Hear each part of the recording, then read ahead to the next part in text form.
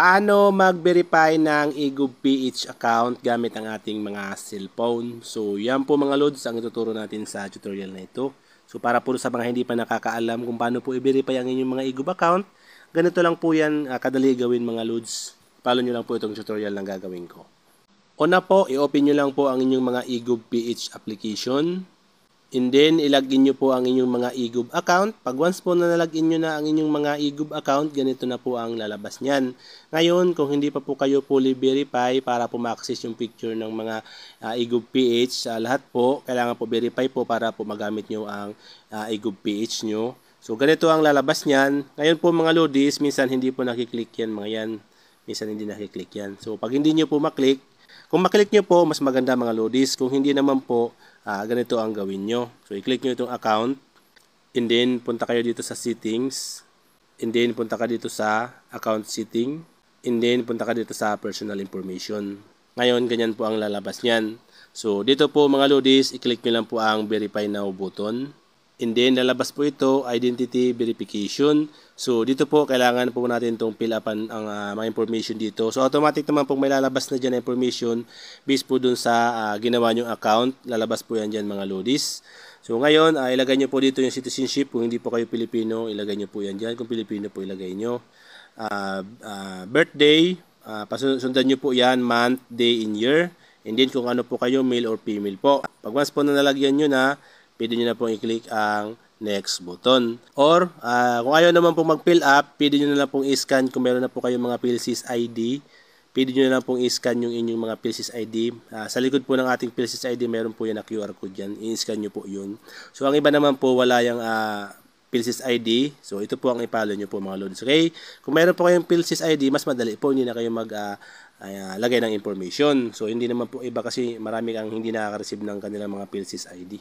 So, dito na lang po tayo sa manual. I-click na itong next button. And then, ilagay po natin dito yung ating current address or tinitirahan po natin dito. So, i-click lang po natin ang mga yan.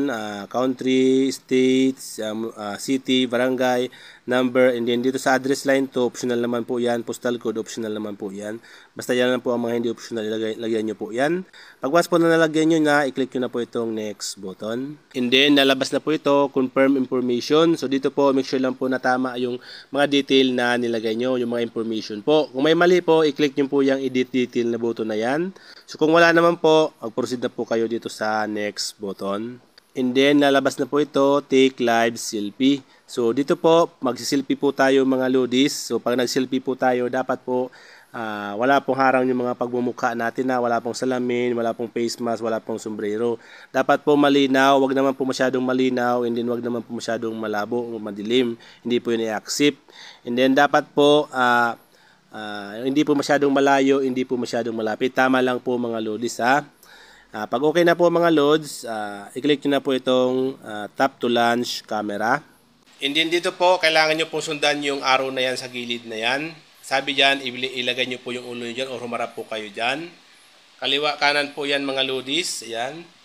And then mag-blink po kayo ng eyes. And then mag-capture po yan. Ayan. Ayan. Prepare po. 1. Ayan. So ngayon, kung hindi po kayo happy sa inyong mga pagmumuka, pili po kayo mag-retake photo. Kung happy naman po kayo, kung gusto nyo yan, i-display ang picture, i-click nyo na po itong yes, I'm happy. And then, nalabas na po ito. So, dito po, kailangan po natin mag-submit ng valid ID for verification. So, sa baba po, ang list of accepted IDs. Dapat po, meron po kayo dyan para po, yan po yung submit nyo para po ma-verify yung inyong eGov account. So, ngayon, kung meron pong doubt kayo dun sa information, pwede nyo pong check information again or pwede nyo na po itong i-click na submit valid ID. And then, capture your ID. So, piliin po natin dito kung ano po yung isa-submit natin. I-click lang natin yan. So, dito po, ayan, mamili po kayo dyan. So, ang gagamitin ko po mga lodis itong PhilSys ID kasi meron na po ako. So, kung ano po yung meron kayo dyan, yan po ang gamitin nyo. And then, dito po, scan your ID. I-click po natin yan. And then, mag-i-scan po yan or i-scan po yung ating mga ID nyan. I-allow lang po natin to. So, dito po mga lodis, dapat po yung ID natin mga lods dyan po sa box na yan. Huwag po natin palampasin, huwag po natin palayuin. Dapat po malinaw, huwag po pong shadow, and then makikita po yung mga information ng inyong mga ID po na isa-submit.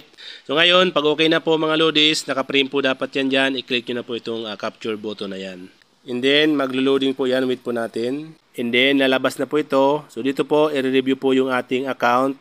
Maximum 7 working days po yan. So, pagwas po na hindi po na-verify yan mga lodis, so, ulitin nyo na lang po. Baka may maling information or hindi po maayos yung pagka-take ng picture nyo or selfie nyo. So, pag okay na po mga lodis, wait lang po natin ng 7 days and then mabiverify na po natin yung account na yan. So, maximum naman yung 7 days na yun. Minsan, wala pang 7 days, minsan oras, nabiverify agad yung mga ating eGov.ph. Okay? So, i-click nyo na po itong okay na to. And then, lalabas po ito. So, kung makikita nyo dyan, for approval. Pag once po na na-verify na yan, lalabas po yan ay verified account. Okay?